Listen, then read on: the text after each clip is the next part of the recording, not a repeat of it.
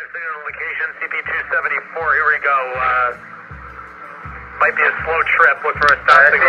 Signal indication 282, with permission to reverse in the interlocking. One coming west. As soon as we can move this SEI in, we will get you going east for your work.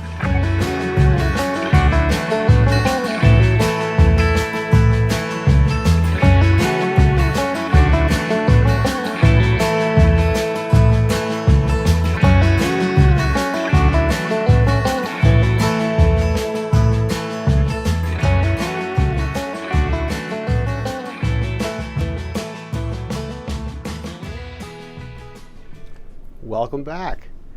Here we are down at the island yard once again. We're making steady, consistent progress here, little bit by little bit. I want to do another video for everybody because ballasting is somebody's worst nightmare. Ballasting is one of those things that I think a lot of people really are fearful of because it's such a dramatic change in the way the track looks. You're gluing stuff, you're making a mess. It's just a lot, right? So we need to make sure that a couple techniques are learned early on, and I can help you avoid some of the mistakes. The difference is breathtaking. It's beautiful when you have a track that's well ballasted. And as an infrastructure guy, working for the infrastructure department of a major commuter railroad and NJ Transit, track is vital. It's very, very important. So we want to make sure we're doing everything we can on the prototype to have a good ballast base and a stiff track structure. And modeling that on the OC is some of the same techniques actually you'll see. So we'll have some fun with it. So let's take a look. So you'll notice we've made a lot of progress already here. This is what gave me the idea to do a video for you guys. You can see these platforms that I have in place now. And believe it or not, these platforms, which I think are a decent representation of poured concrete, this is just leftover masonite from the fascia project. So if you look at the fascia on the railroad, this stuff here is just masonite hardboard, 1/8 of an inch masonite hardboard that you can buy at any big box store. It's very easy to work with, takes paint really well, holds it really well. But the exciting part here is you can make it look just like concrete. So with a little bit of paint and some scribing and then weathering, I was able to get a concrete look, and I just glued it in place before I started the ballast. So before we get too deep into the ballasting project, we have some stuff here that we got to have on hand, some supplies and things. So I always, for a little bit later in the process, I'll keep some isopropyl alcohol in a spray bottle, some thinned Elmer's glue. This is just Elmer's white glue or school glue. They both work fine. Thinned about 3-to-1, 1 part glue to 3 parts water, with a little bit of the alcohol poured in so that you get a mixture. You can kind of see, if you look, that it's pretty liquidy in there. It flows much more quickly than the glue. That'll allow it to sink into the ballast, which is great. And for ballasting, for the yard here, for the main line I use a different color blend, but I'm a big fan of this Arizona Rock and Mineral Company. They're online. If you Google Arizona Rock and Mineral, you'll certainly come up with their website and you'll be able to take a look around. But they use a bunch of different actual rocks from Arizona, blends that they make in hand, screened out for N scale, HO scale, O scale, etc., and allows you to approximate different color looks. And because we're doing a yard area here, especially an engine yard area, we're not talking about bright white, bright gray, perfectly manicured ballast. And it's an important point about ballasting is that you want to make sure you look at prototype photos of the kind of track you're modeling before you choose the ballast color. Not just your prototype color, which is important, but the size, the gradation of the stone. So I actually use quite a bit of N scale ballast for stuff on the tracks, in yards and in sidings and things like that. It's a finer crush, which makes it look more like a less maintained piece of track. So if you want to take a look closer, we'll zoom right in. But this is the extra fine N scale steam era mix for yard ballast, and because even diesel era trains largely run on steam engine era track, I use the yard mix and Southern Pacific Freight Yard Black Santa Fe Black Cinders. So this is an even darker color and does a nice job looking at oil stained ballast. So you can zoom in here tight and look at what's already been done. We'll take a look at what I've freshly spread some ballast on. We're going to spread some ballast and then we'll glue it down. Here we go. So here we're looking down on tracks S&I 2, which is right here, and S&I 1 on the island, along with my concrete pad in the middle. And this is glued down ballast. I mean, you can push on it. It's very firm. It works out really, really well. And likewise, the next tracks over there have also been glued down. And then the third track up, this track here, is actually not glued in yet. So when you touch it, you get some ballast on your finger, which you can see there. And that is what we're going to glue down next here. We'll take a look. But I blend it in. There's a couple different techniques you can do. The lighter gray is just Woodland Scenics gray, which I've got a can of here. And I take a spoon and I just put a couple grains on it.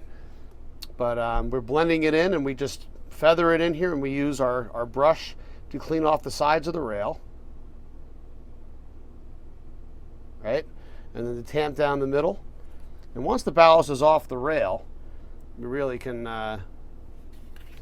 make it look really nice by just, we can pack it in.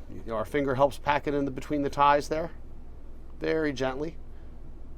So that's how we blend in a little bit of extra ballast to get the right color. Let's take a look at how we ballast some actual empty track here next. All right, so we're going to begin here with our yard mix, number 1221. This is that Arizona Rock and Mineral stuff. N scale. I've cut a little hole in there. And all we're going to do is we're just going to carefully dump a little bit along the side of the tracks here. It's a little bit messy, and if you've ever seen a real ballast operation or photos of ballasting operation, you're going to recognize that it's a very similar process. You dump some of the yard mix there. Then I'm going to take a spoonful or two of my N-scale Woodland Scenics gray ballast that I just have in this can. We're going to staple that on the sides just a little bit. I mean, again, this is it's an artsy sort of process. There's not a set way to do this. And then approaching it with layers is always helpful, as we've talked about in the past here. So I spread it out with my trusty old thin, this is a sort of a thin profile old paintbrush, which I've used for years for this very task. See there's a little dust, tamping things down, and as we mix that yard mix into the gray ballast, we get a nice blend, and it works out really, really well. So we'll feather that in a little bit more here as time goes on.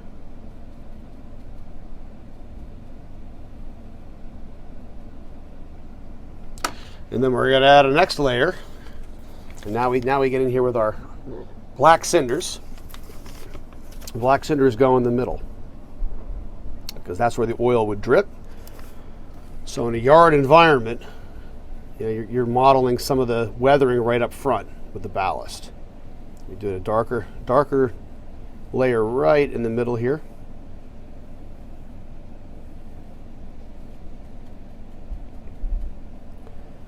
You can already see how nice that's starting to look. And one of the things I do here that's a little non-conventional is I grab myself a little piece of just foam, packing foam,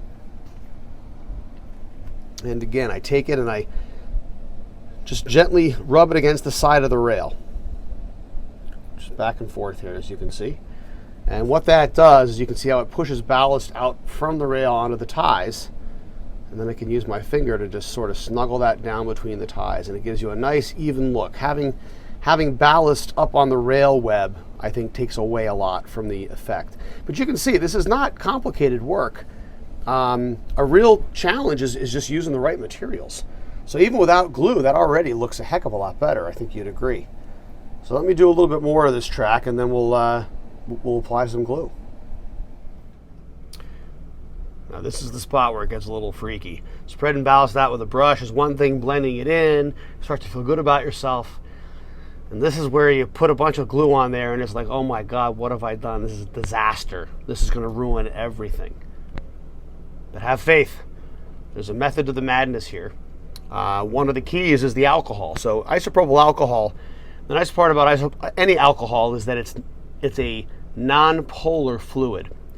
Chemically, that means that it doesn't ball up like you see water ball up on a windshield or on a glass. Alcohol actually sticks to the glass, because glass itself is nonpolar and so is alcohol. So what this alcohol does, we'll spray it first. It gets all over everything, but it helps the water to flow evenly and it doesn't ball the ballast up.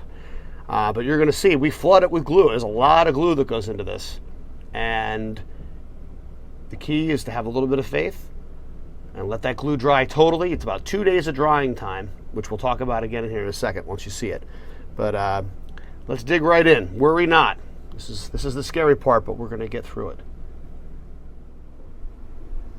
All right, the time has come. Here we have our alcohol, and we have our diluted glue. And we're going to take the alcohol and we're just going to generously mist that track. Soak it pretty well, as you can see. And I go track by track. Going to open up our valve on top of the glue here about halfway. We can always adjust that as we go through as we see fit. And we're going to start. Oh, it doesn't want to come out there yet, so we'll open it up a little bit more. Now we're going to get it out. Here we go. And we're just going to dribble this. It's a little bit too slow for my taste. I'm going to open it up a little bit more even. And we're going to really flood this, as you can see, all the way down. And it goes over against the rail a little bit, drips a little bit on everything. It's a messy process.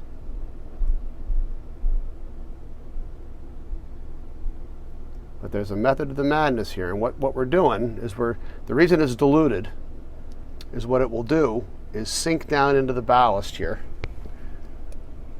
Let's take a little bit more, and you can do, you don't have to do the whole thing at once. You can kind of piecemeal it in. But you can see it's already starting to spread out automatically there in the ballast, which is the whole goal. So we're going to go ahead and let that sit for 2 days. Let's come back in 2 days and we're going to see how it looks. All right, we're back again. Let's take a look, right? Now all that glue, remember that glue? You saw it just a few minutes ago. For me, it's been a couple days here. It does take time for all that moisture to evaporate out and for the glue to harden. The more water you add to the glue, the longer it's going to take to do that. But the glue remains, it's just diluted. So we diluted it and it sinks into the ballast, sinks all over everything, gets into all the nooks and crannies. But then if you touch it, you're going to break that bond while it's evaporating, while it's curing over a couple days. So I don't let one night go by. It's always a 2-day process once I've ballasted to just let everything sit and come together. So let's take a nice close look here. We did our 4th track back, I believe. Yeah, that's the one we were working on. So let's take a closer look and let's see what we got. Well, that's funny. It looks like it's loose ballast, right? But no, sir. That is nice glued in ballast. The last steps here are going to be just to run a piece of wood or your fingernail over the top of the rail here. You can see that there's a little bit of grit there right away. Not too bad. And I avoid the rail head when I'm putting the glue down, so that makes it a little bit easier. But the point is, that's looking solid. That's beautiful. That is, having wired it up nicely last time, weathered it, and now ballasting it, we're in excellent shape. So I got to clean the track. We're going to be back in business. For years, the island yard has been a spot where we just had some tracks and engines were sitting there doing their thing. And thanks to this project now, it's actually going to be a scenic part of the layout, and it's going to more seamlessly help to integrate the brain with what we're doing. A consistent level of scenery and weathering is a really important part of the aura of model railroading, of capturing some of the energy and not distracting from the core mission of the model railroad. And for the OC, that's operations, that's the camaraderie, it's the coming together of a bunch of different guys, myself of course included, but and people that are helping out directly with putting things together. But it's the whole operation, it's everybody together. And by doing a good job with scenery, a consistent weathering job, that aura is in place and it more easily helps everybody rise to the task. It's just a lot of fun. So I'm about ready to start cleaning some track here, and we're going to repopulate the engine yard and we're going to move on. But thank you for your attention as always, and farewell for the week from the Onondaga Cutoff. We'll see you next time. Thanks again.